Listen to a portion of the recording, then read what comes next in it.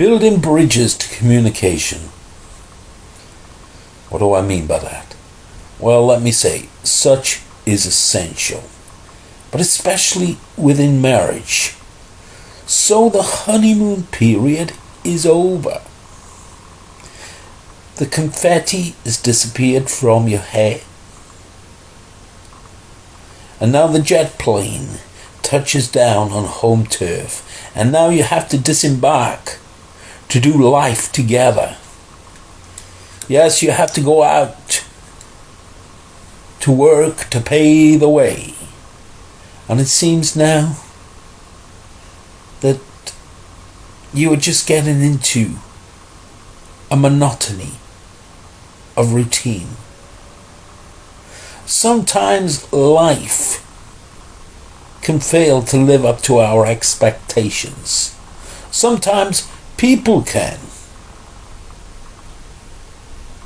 Your partner at the end of the day is only human themselves. See, we looked at each other through rose-tinted spectacles. But now we are faced with the reality.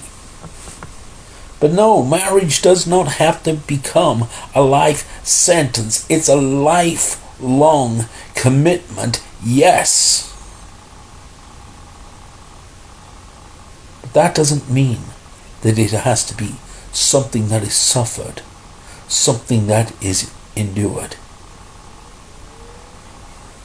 You may no longer feel as if you love each other. And while you're falling out of love, you can slip into indifference. Such might not have become all that noticeable at first, until you find yourself standing on the edge of a marital precipice. What are you going to do about it before one or both of you decide to walk? Now's not the time to walk. This is the time to build. See, the building doesn't start in courtship. The building starts from the moment that you say, I do, or I will.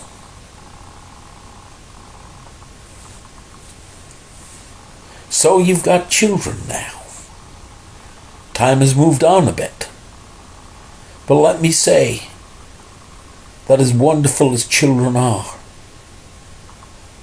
as great as a compliment that they can be to your marital union, such does not provide the bonding mortar to your relationship. Such a responsibility cannot be laid upon their shoulders, whatever age they are. It comes down to the mutuality of commitment. It's time now to build a bridge between you. It's time to find that mutual point of understanding, of friendship,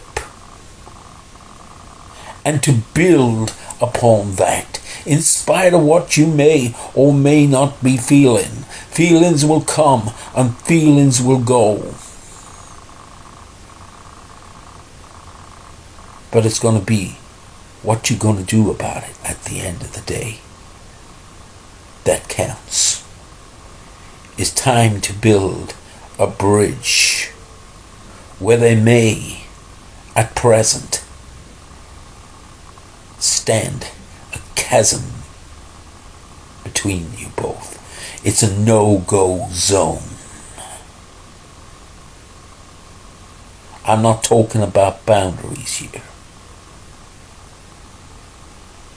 I'm talking about an indifference. Indifference can lead to resentment, and the chasm just becomes all the wider and all the harder to cross. But it's up to you to find the materials to build with. Friendship is essential.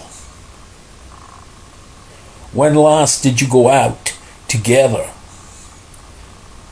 When last, hubby, when last did you take her out on a date? Your courtship, your pursuit of her didn't stop on the day that you got married. It's up to you to take the initiative. It's up to you to take the lead in this, because your wife is called to be the responder, whereas you are called, hubby, to be the initiator, just as Christ was with the church. It's time to build a bridge. It's time to start talking again.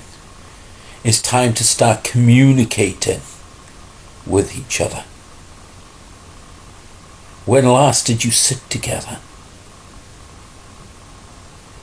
Instead of at separate ends of the living room. Body language is a great indication.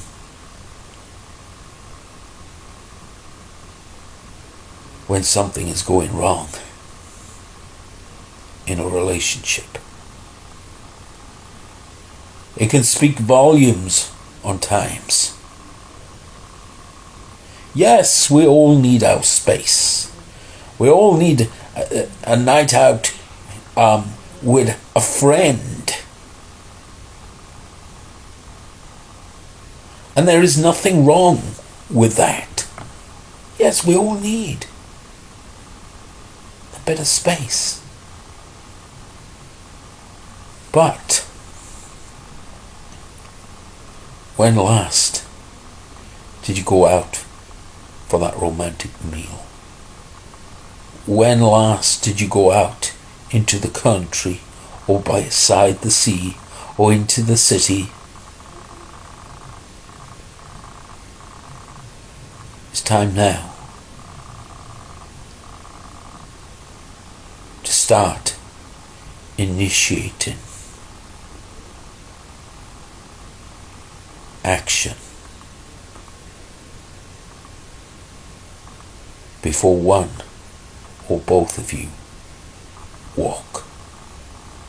You might be thinking that, oh, the grass is greener on the other side. Oh, I married the wrong person. No, you haven't. And the grass is not greener on the other side. It's just that you were not close enough to do an analysis of the reality when you're looking from a perspective of distance. Build where you're at and with the one that you find yourself with. It's time to start working at it. So life hasn't turned out to your expectations. Let me say that life rarely works to the exact and in the exact way that we would have wanted it. Yes, there will be disappointments. Do a reality check. That's life. That's the nature of it. But now, this is the time to strengthen what you have together. Stop investing everything into the children. Yes, we have to invest time. Yes, we have to invest into their education and into their future. Yes, of course we do. Anything that falls short of such is neglect. But know this, that one day your children are going to fly the nest. What then will lay between you? What common ground will there be? Sometimes mothers can find it hard to let go of their sons and daughters. But they are destined to fly. You must let go. But such difficulty can be evidence of a failure within the marital relationship. Both you now are left at home,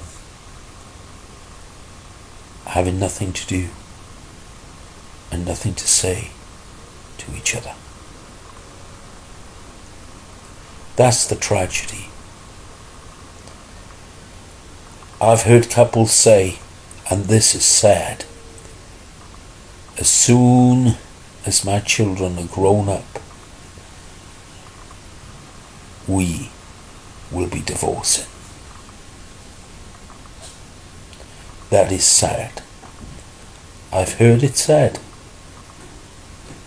But it doesn't have to be that way. You can build now, right where you at. Make that commitment as only you can. As you are worth it. You both are worth such an investment. So make that decision. It comes down to you at the end of the day.